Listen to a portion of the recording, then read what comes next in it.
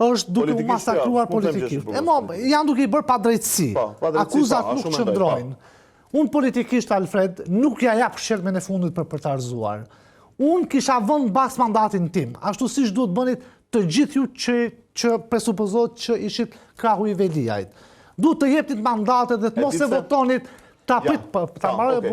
që të mos e pranonit ta hidhnit shokun tuaj në gërmin. Sepse i mirë apo i keq që Veliaj për Isën, ai ka qenë shoku jot, ka qenë kolegu i këshilltarëve të tjerë. Ajo që po them unë është që kur ju besoni që janë duke ju bërë gjithë këto padrejtësi, me çfarë fytyre morale, jo politike më, do i dilni nesër përballë Erjon Veliajt, ju që ja dhat shkelmin e fundit dhe do me thonë nuk i latë më asi mundësi që ai të mbrohet ose tjetë paktën ta ketë partinë e tij pas ti në Këshillin Bashkiak. Një përgjigje se më duhet të kalojmë çështje tjetër. Duhet të them një përgjigje shumë të sinqertë.